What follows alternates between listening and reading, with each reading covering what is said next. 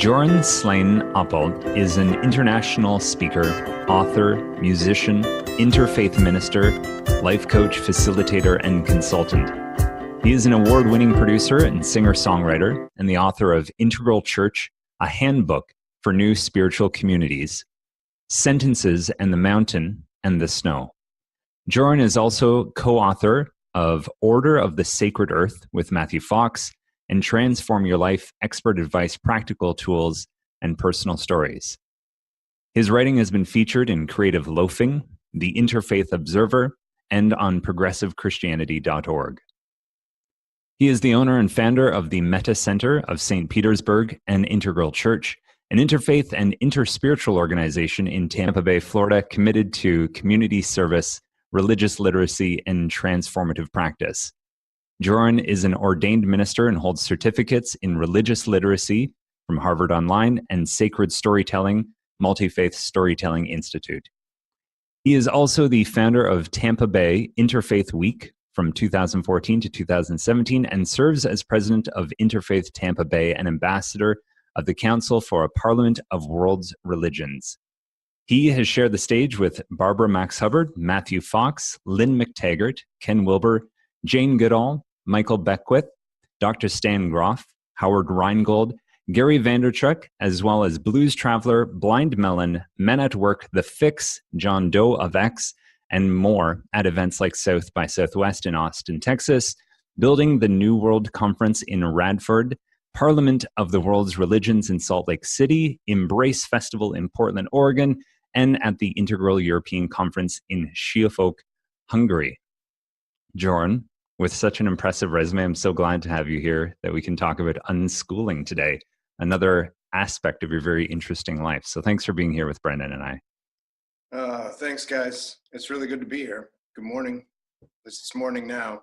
Yeah, we're all spread out across the world. You're in Florida, Yep. I'm in Belgium, Yep. And Brendan's joining us from Japan today. So this is incredible to get people connected through the world like this. Absolutely. So I guess the first thing is, myself as someone who's in education and likes to think I'm, kind of following the trends of what's going on. I'll be honest, it was only about 2 years ago that I started to come across the term unschooling. And at first, I think like many, I probably made connections to just think like, oh, well, this just sounds like homeschooling. And, I've got friends who've done homeschooling. I've taught students who had been homeschooled or left school to be homeschooled and had some framework for that. I wondered if we could start by you just maybe highlighting a few of the characteristics that make unschooling its own entity, and maybe what brought your family to unschooling. Yeah, we sure can. And I admit we weren't attracted to unschooling because of any of the traits or characteristics of unschooling itself. We were looking for something at the time that served as a solution for the unique situation we were in, and unschooling provided that solution. So I can tell you a little bit about unschooling first, and then tell you about how we got there. Unschooling is self-directed inquiry. It's a self-directed expression of, I don't even want to call it education because it is more inquiry with children as early as I've seen unschooled kids, who were just raised in it. And we're just now starting to see unschoolers, going out into the world and creating their own businesses. This recent conference I was at, I saw 4 generations of unschoolers there. And it was interesting to hear stories from the grandmothers, the mothers and the grandmothers there who were unschooling back in the 70s and having to keep the curtains closed because there were truancy laws that, made what they were doing illegal, and they would have to tell the kids, don't go near the windows, and there would be these raids from social workers to make sure the kids were okay and all of these things. And hearing these stories were, surprising to me. But then again, I sometimes, I forget that I live in a pretty privileged and progressive bubble, so hearing these stories of these families who had to unschool in secret, basically, was pretty eye-opening for me. The unschooling principle is that, and this is just a really, really basic, how I explain it to people, is that the children are self-directed. They're self-directed in their inquiry, and if you are wanting to learn about the world, well, then you sell everything and you can get an RV and you can travel the world and you can learn about it that way. There are families that do that. There are families that put roots down in communities and have really vibrant communities anywhere they choose to live. And, if you're driving around downtown that day and you see Albert Einstein on a billboard and the kids ask, "Who's that crazy-haired guy?" And you'd say, "Well, that's Albert Einstein. He's the father of, quantum mechanics." And then maybe you spend a month or two doing a deep dive into quantum theory and, subatomic physics and the nature of reality. And, the kids just kind of learn at the pace they want to learn. And the scary thing for me as a dad, when I started learning about the movement, was that some of these kids are learning to read at varyingly different levels. So some of these kids aren't reading until they're, in the 5th grade or whatever. And for me, as an avid reader and growing up with parents and grandparents who read to me, and reading was just this, really sacred thing, this special time that we had together. And books were something that I was given as gifts. Books were special to me. And so to think of kids not being able to read, see, even with the language, not being able to read, right? Not choosing to read until later, that scared me as a dad. But then I also began to see a lot of these kids who were excelling.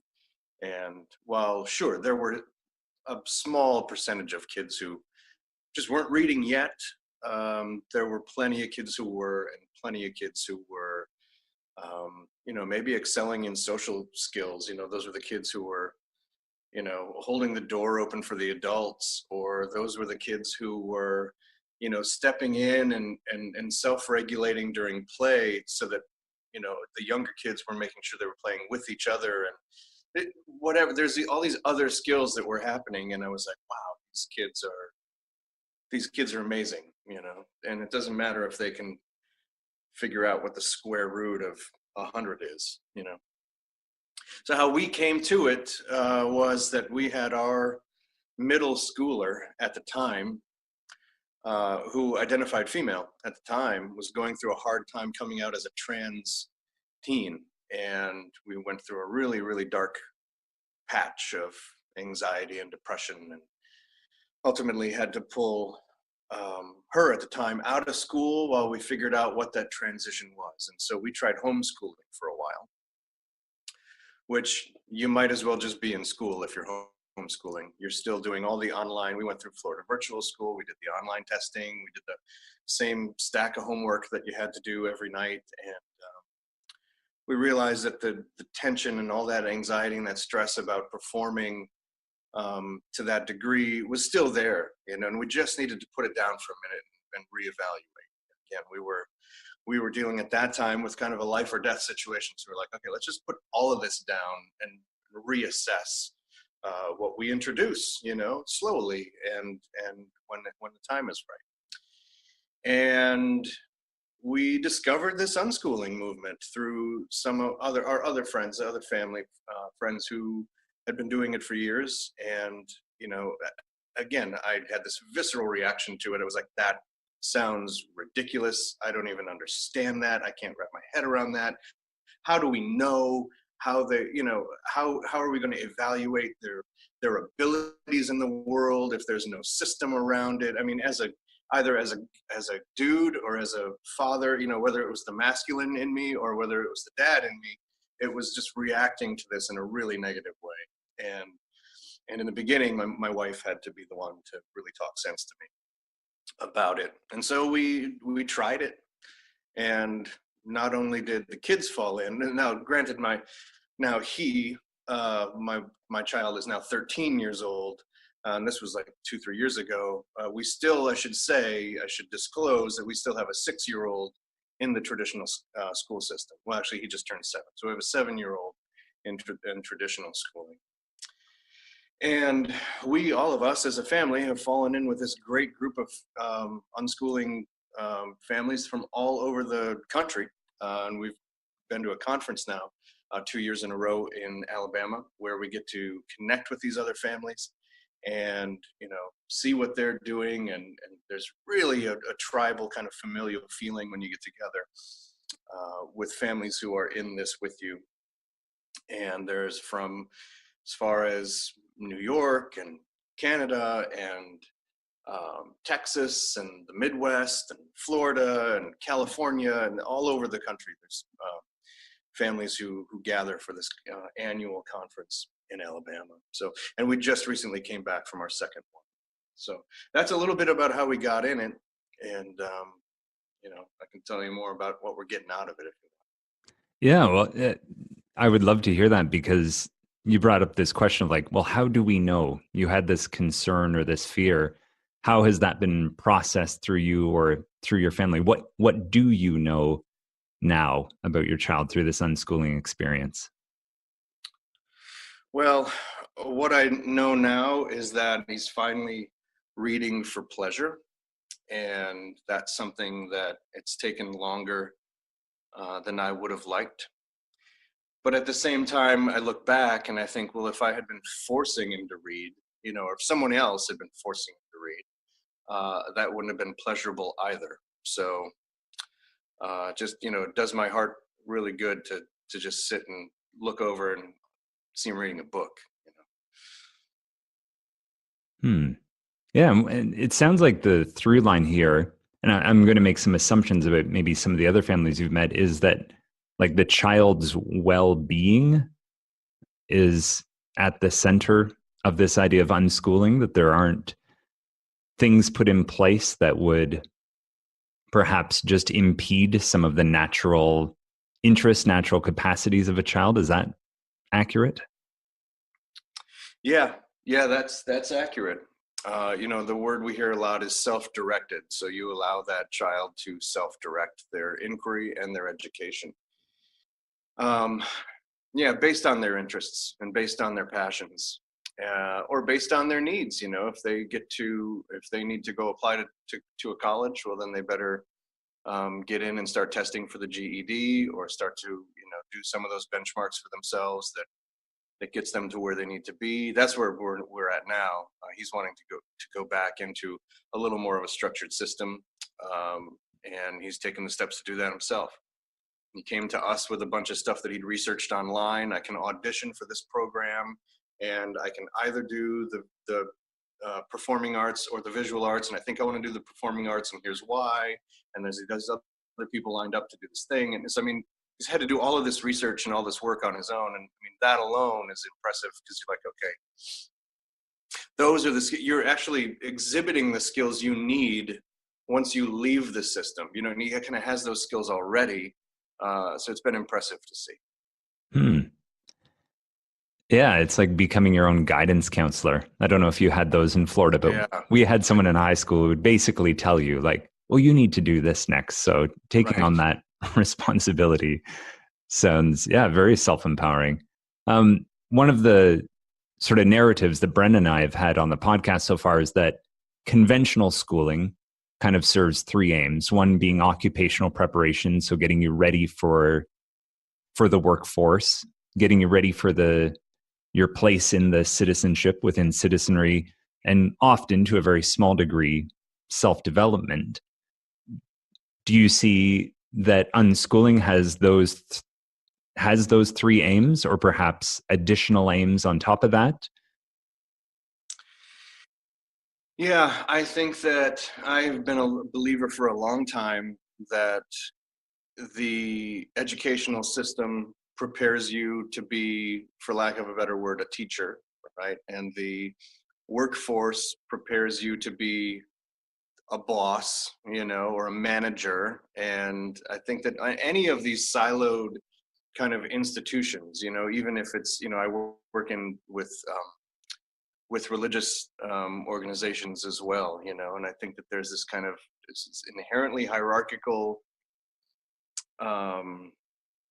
conveyor belt, for lack of a better word, that kind of moves you up into these positions of power and authority and expertise, and the idea that somebody can come in from outside that silo or that system or that institution and know as much as you do, is non-existent, or most times challenged. So yeah, I absolutely believe that the traditional school systems are going to crank out people who can perform to who can test to a certain ability, and who can follow instructions within a certain time frame. And some of those abilities are not what we need in the real world. I think that those abilities to, I think, and it might be more connected to that third point when you're talking about like self-development. Some of the abilities we need in the world are more along the lines of empathy and the ability to lovingly listen to people and connect with people and to be better humans, and to take, be aware of, or in touch with our interconnectedness, or take care of our planet, our ecological system, and be aware of the ways that that people as a species interact with the planet and can nurture that or exploit that. And that, a civics class or an environmental science class isn't going to teach that. A humanities class isn't even going to teach that. So yeah, for many reasons, I think that there are benefits to having an education outside of those silos and those institutions and those systems. But there are benefits, the structural benefits to those systems are of value as well. And I don't see us getting rid of them anytime soon. Can you speak to the environment or the community that's surrounding a child who is being unschooled? So, for example, let's say you as a father notice with your child that, maybe in some ways they're not developing some of those capacities, like the empathy or something, or where you see perhaps like, maybe there's a blind spot for them here. Is there a place for the community to voice something back, or would it still again be the self-directed side of the child wanting to build that capacity regardless of influence? Give me a sense of the role of others around the child. Yeah, so two things, right? It comes down to the parents. It's got to come back to the parents, and kind of that, almost that libertarian ideal of, I'm going to be responsible for what my child is either ingesting or viewing, or the way they're treating people, because I've got to be the one to pull them aside and tell them, this is how our family does things, or explaining why, the reasons why or why not to act and do certain types of behavior. At the same time, there is an element, and I've seen this when these families are together more than any other group of families, is that sense of that it takes a village to raise a child. And these parents are unafraid to take another parent's child aside and say, hey, we don't do that. And we're kind of co-parenting in a group or in a community in a way that it's just a relief. It's I go out in the city, and I am hesitant to even speak to other people's children, for fear of how they'd react. And when I'm around these families, there's just this kind of instinct that, what, I'm going to correct your child if they're acting out, and I hope and pray you correct mine, because we're all here to make these people integrate adults, and it takes a group of people in order to do that. So that's what's cool about having this kind of multi-generational groups together with elders who can tell stories, and and then you have the kind of younger to middle young adults and teens kind of watching after the little kids, and coming up with ways to keep them entertained and self-directed too. It's in a really cool kind of microcosm when they get together. Now, granted, I'm describing one instance a year when we gather for a conference for about 7 days, and we all come home thinking, well, that was paradise. Why can't life be like that all the time? It's almost like living in an intentional community, which I should add, some of these families do. Yeah, that adds a much clearer layer to this. Some of my own experience from trying to research unschooling has given me the impression it's kind of the child as, I don't want to say the center of the universe because that implies like sort of the conceit or whatever, but I mean that everything starts and stops with the child. If they're interested, they do it. If they're not, nothing pushes them from their environment other than their own interests. But it really does sound like you're talking about taking back some of the parenting from schools. One of the things that I've struggled with as someone who is a teacher in the conventional system is, in a lot of cases, I see these kids more than their parents do. I'm having a huge influence on this child's childhood. And it sounds like to a large degree, you're saying within unschooling, your child's not being raised by whoever they got assigned to that year because of the district's numbers. Right. That sounds much more empowering. Yeah, and I think I need to clarify too, and I can only speak for myself, that you're right about that self-directedness of the child, and that I wouldn't necessarily describe it as putting the child in the center, because I think that takes a little bit of the power away from the parents. At the same time, I do see some parents in the unschooling movement letting those children run wild and do whatever the hell they want to do. That's not the way we parent, right? Developmentally, I think there needs to be something in place, at least until, that kind of 12, 13, you know what I mean? 11, 12, that where they can, where they're not going to make shitty decisions and go out and harm themselves. We have put there's family rules, this is how our family does things. Basically the paradigm shift for me was that we're respecting these children as other people, right? As potential adults, that they are growing into adults, and that you don't speak to them or,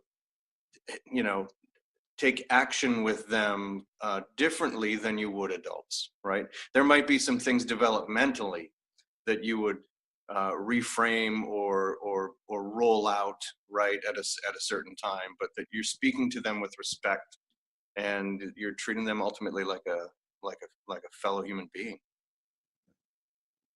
Fancy that you can think of a Yeah, child as a fellow human being. right. It's funny how like foreign that sounds as soon as that's mentioned in an educational context. You've mentioned the different ideas of sort of parenting styles or parent philosophies.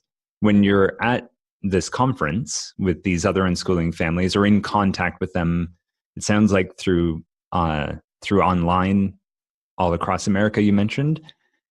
What are some of the biggest similarities? But maybe more interesting, like what are some of the different beliefs or different types of unschooling?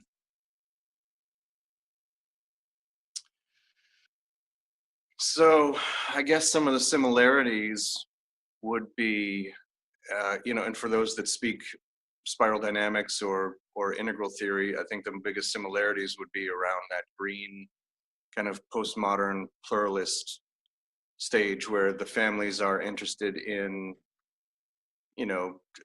saving the planet, through either through service projects, or again, like they're getting completely off the grid and living in intentional communities, or they are, going zero waste, or they're, recycling and going vegan, and, have a concern for all living beings on the planet, that kind of thing. I think there's a lifestyle shift there. That I think even with like those of us families who are still living in the city and, living an active life and still doing all this stuff and plugged into the internet all the time. And I mean, we're still living those values, right? We still have those kind of green values in place. But some of these families have really, they're really living those values, So that green kind of postmodern is something that we all have in common. Yeah, and just for some of our listeners, we've often used the term sensitivity value to describe that green or that postmodern value. Yeah. So kind of parents who are maybe seeing the conventional kind of orange ambition systems or the very traditional kind of blue amber self-discipline structures as not being what is respectful to their child. Right. Yeah, and I mean, and those that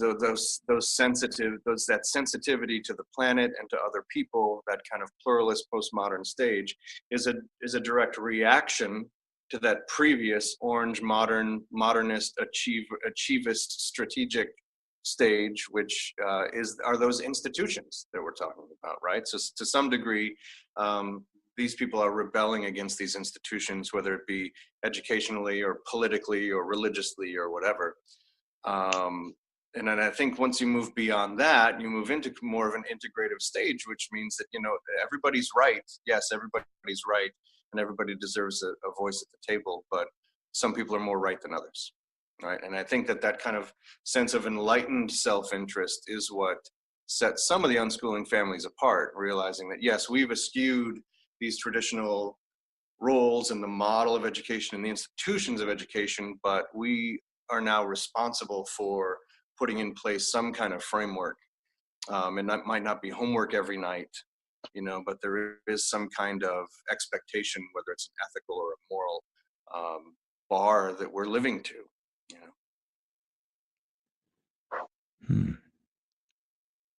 Brendan, you look like you have questions on your mind. No, there's a lot of great stuff there, and it really ties into a lot of the things we've been talking about, because obviously a lot of the things that operate within the institutions are what we've described as the ambition kind of value, which is the orange kind of spiral dynamic color. And I guess I'm going to play devil's advocate a little bit here, because I'm kind of pretty heavily on board with the concept of unschooling. I'm an inquiry teacher. I work in an IB school at the moment. In a previous school, it was a place where I worked with Rob.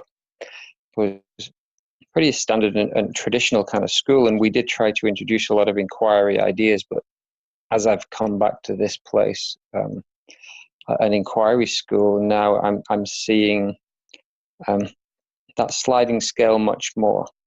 And I guess what you're describing with unschooling is at the far end of that sliding scale of student-centered kind of self-directed inquiry. And I guess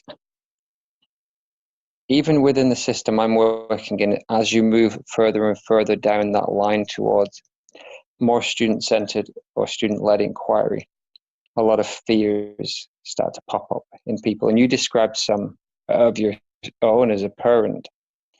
And the first fear is one you did kind of touch on before, and I'd just like to kind of come back to a little bit of, a lot of school is about measuring.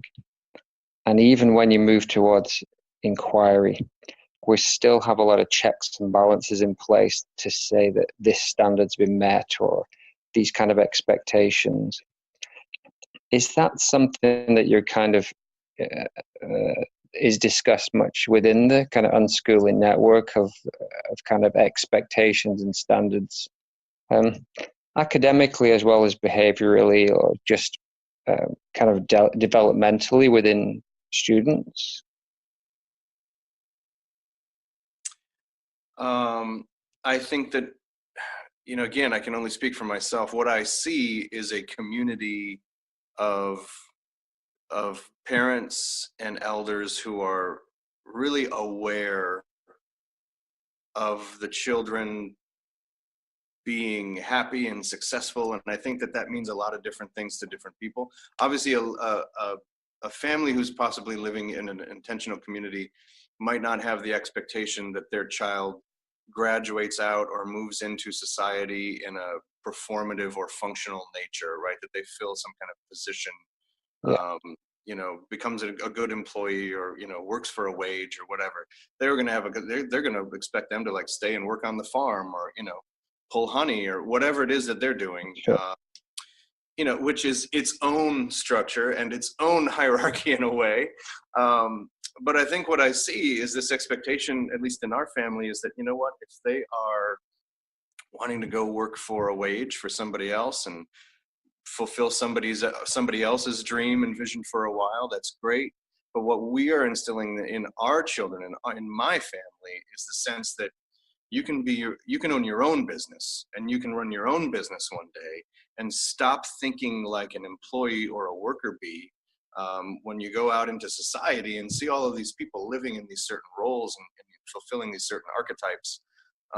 Just trying to kind of transcend the system, and you live within the system, but use the system to your benefit in a way, so that you can be fully present for everyone who is, again, developmentally kind of at all these stages. People who are playing the game of life and trying to win, don't have less compassion for those people, but know how to communicate to those people, using a certain language set or set of ideals.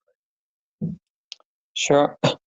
Because I think one of the things school struggles with is walking the walk. And this is, you talked about a little bit about how humanities class won't teach you empathy, but we will learn about empathy in humanities class. We may write some essays and watch some videos, but there's actually very little in terms of empathy being the thing that is focused on or measured, if it is if the school's operating on a kind of measuring kind of paradigm.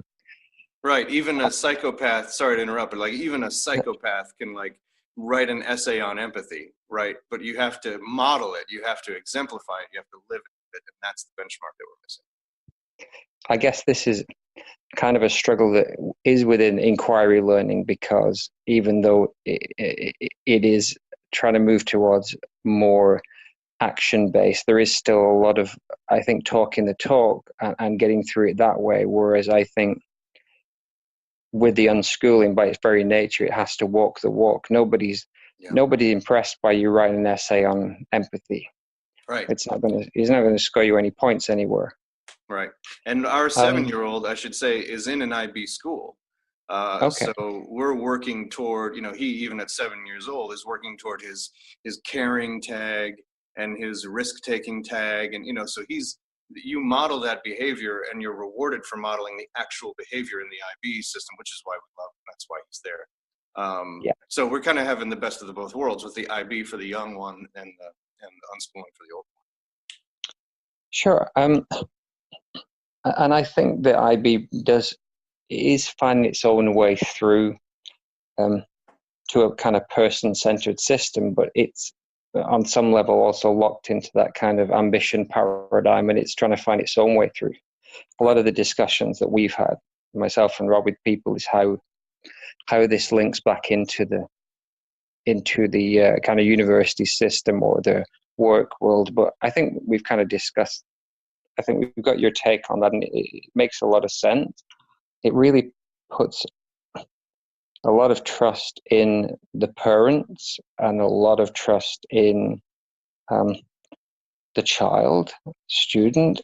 But I think one of the reasons why school doesn't trust parents, and often it doesn't, is that we do have a societal fear of the extreme behavior of families that will go into unschooling or homeschooling and be so far from societal norms that actually social services will step in at some point, or we have at least that fear.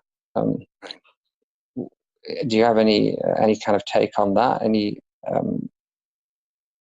views that you'd like to share on that? Is that something you've kind of come across much, or?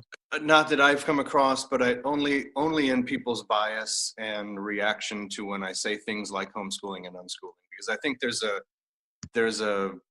I found homeschooling falls into two kind of major categories, and that's the ultra conservative Christian category, where they're teaching Bible-based lessons in science and ethics, right? And then the other, more self-directed kind of green progressive homeschooling tribe. And when you say homeschool, I found myself, you know, you have to kind of identify. Well, it's not like Christian homeschooling. You know what I mean? You have to kind of qualify that. Yeah. And I think that the unschooling has the potential not only to fall into those two kind of big buckets, but also a few, because like I mentioned, you know, when we get together, there are kids who are, you know, running around without shoes on. And they're a little dirtier than the other kids, and that's the way they're being parented. And that's okay. And then there are kids who are, um, what you'd consider normal kids, but they're, maybe developmentally, maybe academically at different levels. Sure. And then there are kids who are like these bright, like, I mean, there's just like, I mean, all of them are amazing and beautiful children, but there are these kids, sometimes when you get to the young adults, you can just see like, there are these little rock stars emerging, and they're the ones who are offering to lead programs for the others. And they're the ones who, when you have conversations with them, you just feel like you're kind of talking to an old soul, and, you're like a fellow adult. And there is this amazing, beautiful spectrum of development within the unschooling kids. And I think that the fear comes from the people who are so inside the system that anything outside that system just feels so radical, and I can speak to that because it felt radical to me at one point, and yeah, combine that radical outsider approach and philosophy of education with a radical and outsider view of politics, and a radical outsider view of religion and eschatology and ecology. And yeah, you might potentially get a really dangerous family here and there who is, preparing for the end of the world and teaching their children that, everything that the system teaches them is wrong. And yeah, of course there's the potential for that, but there's the potential for that literally everywhere in every Yeah, of course. system. Yeah. So, I'm not so afraid of that movement being viewed as radical, because there's, like I said, I mean, there's like these YouTubers and these entrepreneurs who are coming out of the unschooling movement and being these really successful business owners. And it's like, okay, the more we see representation, and the more we see actual, examples in the world of people who've come out of this movement and they're like these thriving, amazing people, I think the more that fear is assuaged a little bit. And it shows a hidden double standard that you're facing, because someone will say, oh, well, if you're doing unschooling, how can we make sure that the kids' needs are being met? And you alluded to the diversity of the full range of students, from sort of those who are in the world and those who are academic and all this sort of stuff. Well, the fact is, in our conventional schools, we have that same spectrum of kids. Yeah. And it's not a given that we're meeting their needs within that system. Some schools definitely much more so than others, and this is my critical side coming in here. But it's not like school is nailing it by serving every child that's walking in there. But anything outside of that paradigm, we certainly give the gears to be like, well, are you sure that you won't, mishandle this one? I'm curious if you see a potential for unschooling and possibly conventional schooling to meet somewhere. Like, as you were discussing this, I was thinking like, well, I wonder if for some families, a year or 2 or 5 years of unschooling really is what the kid needed at that age. And then possibly later it's an IB school or military school, or, like whatever, like that maybe unschooling is the right thing at a certain time, but maybe not forever. I'm kind of putting myself on the spot right now, trying to do brainstorming, and feel free to play with this as much as you want. But do you think there could be some kind of connection made between an unschooling movement and conventional schools for a year of unschooling, for example? I think that would be a long way away. And I think that it would be small pockets of experimentation. And, I think, okay, so short term, I think of things like our weekly co-op that we go to, where the kids are all gathering here in St. Petersburg, Florida, with other local kids from all the cities around. They come to this one place, and the teachers are offering songwriting classes or woodworking or cooking or math tutoring or belly dance or whatever it is, right? There's all these classes that they can sign up for. So engaging the traditional school system, let's say if the homeschooling co-op wanted to offer specific programming that maybe wasn't showing up, wasn't arising from the parents or the teachers there, they might reach out to the system in a way and say, hey, listen, we need a math tutor for the spring or whatever it is, right? To kind of collaboratively serve the kids in a way.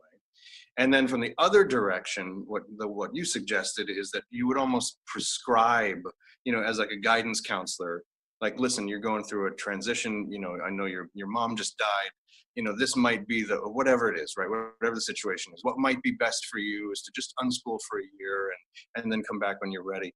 I think something like that would be, it would be radical. It would literally be like a pastor saying, listen, I don't think church is the right place for you right now. I think you need to go seek, I think you need to go visit, maybe some other spiritual communities, or just take some time away from the community in a way. And that's rare, because we're literally, they're the fuel.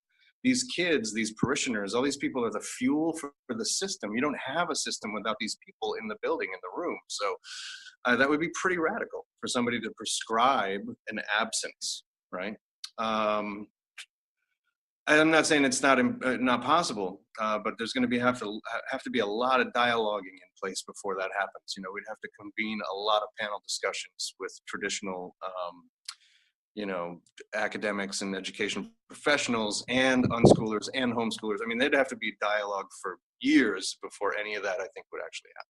And how hierarchically set up is the unschooling world right now? Is there a president of unschooling we could go talk to connect with our schools, or is this still like a mesh network from the grassroots up?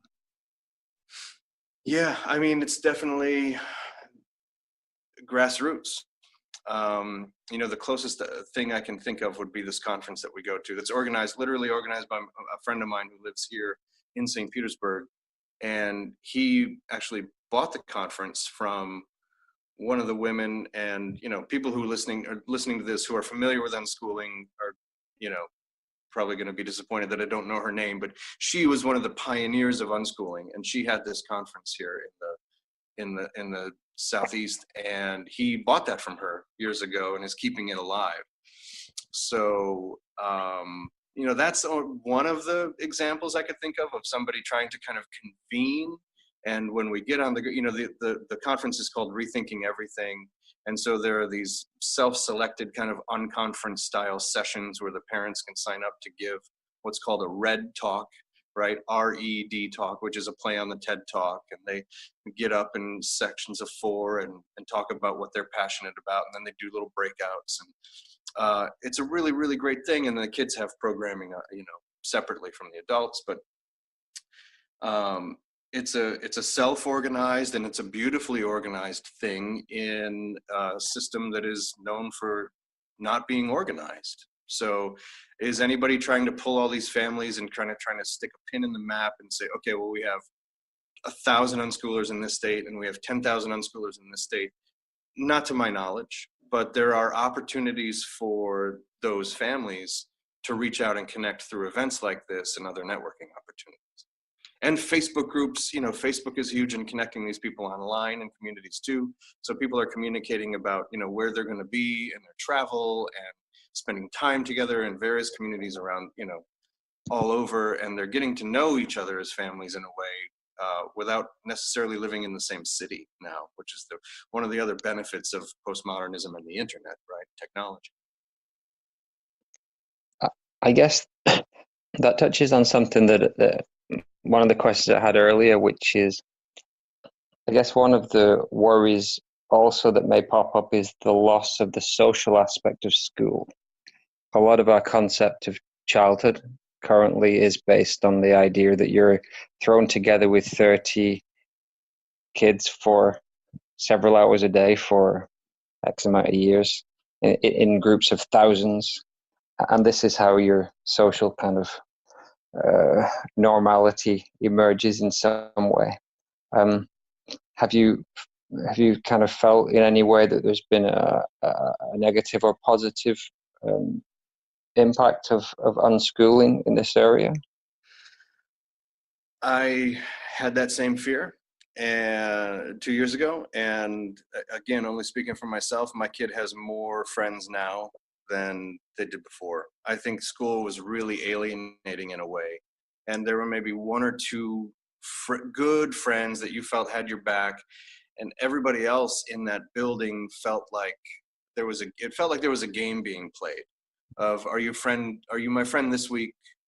Are you not my friend this week?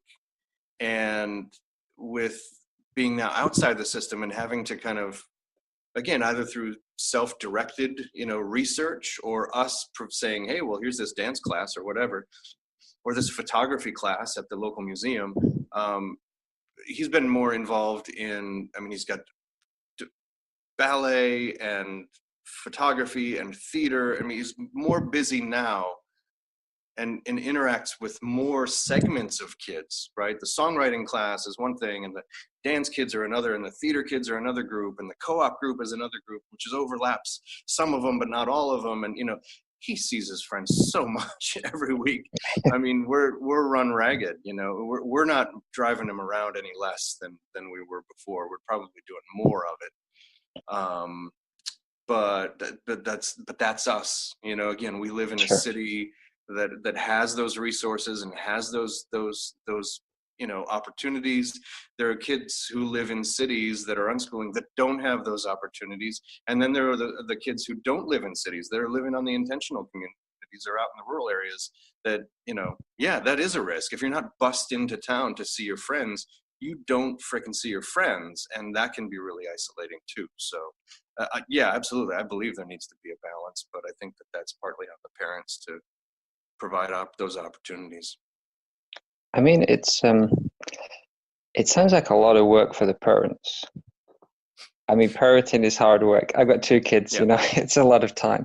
Would you say that it's required a lot more of an investment of your time to unschool than your other child who's in a more standard school? No, it's probably equal if you count the hours we spend working. Like, for instance, we had him pull together a budget for his Halloween costume this year. Like, okay, learn to work Excel, and plug in like what each item is going to cost and run a total, and let's see how, what kind of costume you're talking about. And that kind of cross training that we're doing is just part of what we do now. So it's not like we're spending 2 hours every night of the week working on homework, but we're folding in, right? We're integrating the skills into every minute of every day. So we're getting him to think in a way that uses the skills and actually act out the skills without having to drill and, okay, I'm going to test you on your Excel skills this week. I know they can do it because I asked them to do it. Sure. One of the questions that we've asked a lot of the people we've interviewed is we've kind of split, I'd say, more developmentally minded educators into pioneers and hackers. So pioneers would be, I guess, people running schools, and hackers would be more people such as myself and Rob that are in schools that are not necessarily developmentally minded. And the question I kind of put to people is, what can we take from your practice and your experience to make our schools more developmentally minded? And I'd say at this case, maybe Rob would want more answers to that question than I would, as he's in a more traditional school, but still I'm really interested in what I could learn from your experiences.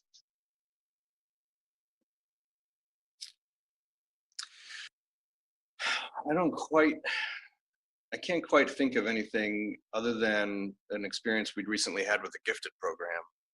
And that was the gifted program at our IB school. It used to be that the kids were bussed out to a different school. And then they do all kinds of fun stuff. Like day one, they just played with Play-Doh and they did whatever they wanted to do, fun stuff, working them into, I think, some big project at the end of the year. The gifted program has now been retooled where the gifted teacher, and I don't even think they're called that anymore, is now integrated into the classroom. They're brought into the room with the kids who have not tested into the gifted program, and they sit at a table there in the classroom and they do the work and the tutoring and the stuff right there in full view of the other students. Okay. And I asked the teacher, I said, is that better or worse?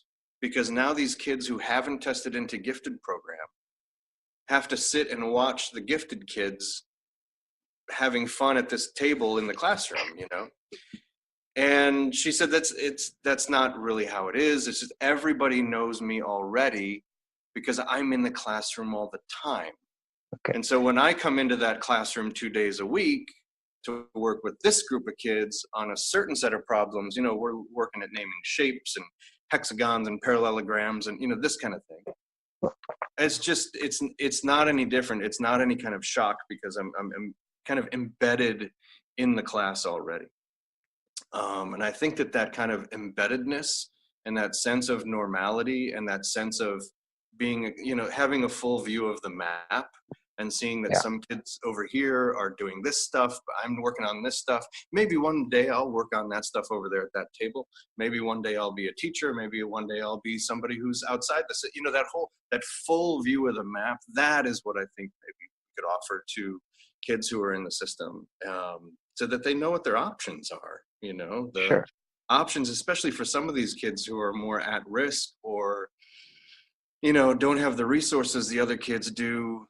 They don't know those corners of the map even exist, you know? So showing them the full potential that they have to live their life out and to do their work in the world, I think that could be the biggest contribution.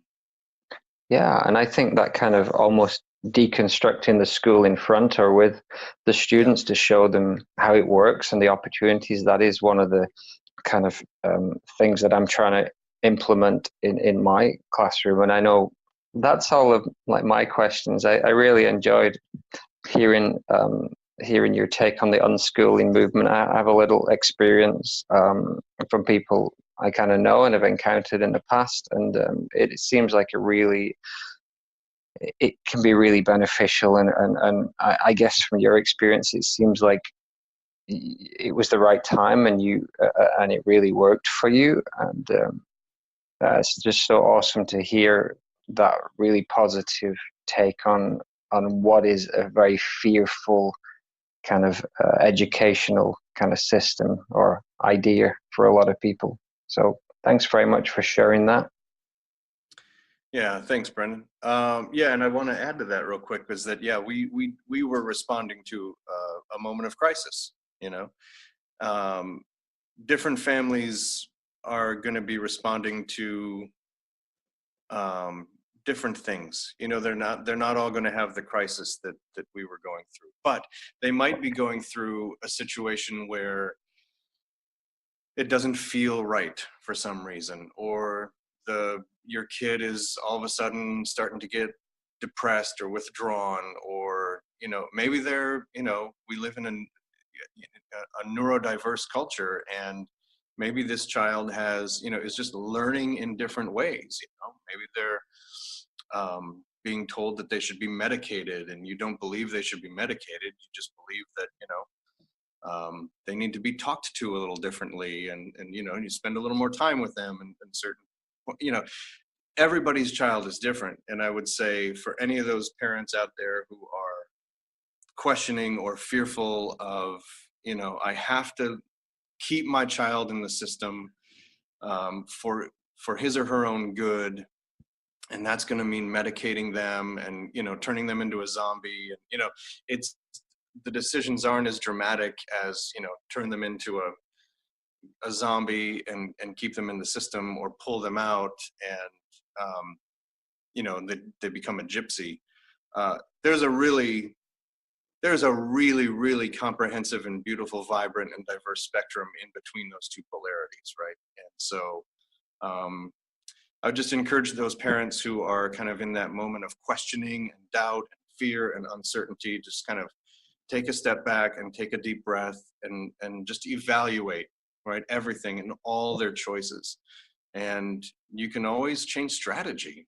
You know, you can always experiment with something for 6 months to a year and then try something else again, you know. But I think the future of our children is at stake, you know, and I think too many people are leaving the children, forcing their children into a system that just does not work for their brain or their body or their soul or whatever. It's not working. And forcing it is not the answer. So that's what I would say. Those are powerful words. And that was my last question is, what would you say to a parent who's considering this? Maybe just as a final piece here, Joran, could you maybe speak to what the unschooling experience has allowed for you as a father and as a parent and for your marriage, even this unique setup? Yeah, I think unschooling, and like I said, we've been only been doing it for a couple of years now. It has allowed me to really see my child in a different light. I've seen them take responsibility where I didn't expect it to happen, and really step up in ways that have really impressed me. You know, I'm trying to speak in a way where I'm like taking credit. We're like, yeah, that's my kid, you know, I'm taking credit for their accomplishments, but really made me feel confident in them that they're ready for the world, that if faced with a decision, that they would make the right one, right? Based on the highest and best possible outcomes, right? For instance, well, you know, becoming sexually active at this age is something that sometimes happens, and sometimes parents are unaware of. You know, the experimentation. We're really very fortunate to have been come to and asked. You know, like, I think we're at a time where I want to start experimenting with this, you know, and kind of getting that permission, you know, from us. And there were some conditions put in place on our end, like, okay, well, you know, safety and, you know, we don't want anybody getting pregnant. We don't want anybody getting hurt. And, you know, also there are other things you can do that aren't actual sex acts or intercourse, you know, and maybe experimenting with those. Giving them at this age, which is, you know, 13, you know, and this is hard, this age, 13. Giving them the, you know, putting it back in their court and saying, oh yeah, okay, well, yeah, no, I don't want to be pregnant. I don't want, you know, after this is over and we break up, I don't want to feel betrayed. You know, I don't want to feel like this has gone in a direction that I don't have control over. So where am I willing to go with this? What part of myself am I willing to give up, right, for the other? And how much of this is what I want to do? And, you know, all of that, having that conversation has been easier because we're training ourselves as parents to really force them to ask the questions. What's the highest and best possible outcome for you, right? And I think that in the daily, it's a benefit because, like I said, if I need some kind of work done, you know, I almost feel like I have a little intern running around, that if I need a spreadsheet, you know, built up, I can task that out. Or if I need, you know, some work done, I can delegate it. That's been a really great thing to have, and just instilling that responsibility and that authority and that expertise and all of that, you know, the confidence, the certainty to do those things, that I think if they're a student, we don't allow that level of confidence until they're graduate. It's almost like driving. It's like, oh no, you're not ready for that, right? Or voting or holding a job. Oh no, you're not ready for that. You can't do that until this age. And I think that there's some of that authority and responsibility that we do hold back until they're out of school, because, oh, well, you're still learning that. So you're not ready to actually do it. You're still studying it. And I think that one of those paradigms for me as a dad has been like, oh, you want to do that? All right, well, do it. Make mistakes, fall on your own sword. Let's talk about it afterward and figure out how to change strategy and try it again a second time, a third time, a fourth time. But those are great lessons, I think, and they're different lessons than you would get in the traditional system. Hearing the meaningfulness of what you're discussing there, it highlights for me, as you started to there, the arbitrary boundaries between school, family, real life, all of these different spheres that we think a child inhabits, when really, arguably, it's one giant life experience that they're in. And you can try and negotiate and parcel it off, but really they are the ones living in the school environment, home environment, family environment, peer environment, and it's all swirling together for them. Yeah, absolutely. I think there's trauma, you know, in trying to compartmentalize that stuff. You know, if we think back on our school days, you know, those memories even feel a little differently. They smell different. You know, it's like we moved into a different world when we stepped into that building, and that's why some of those behaviors and that wiring in our brain and that development can be so compartmentalized and not carry over, not bleed over into our day-to-day, because we do go to a different place when we're learning and then when we're not learning. And I think that we're learning all the time. We're learning every minute of every day, and those lines have just completely fallen away for me recently. You know, those boundaries are just, they're blurred, or at best they're an illusion, you know. I think that's I think we're hitting on a lot of really important themes here. I got to wrap up now.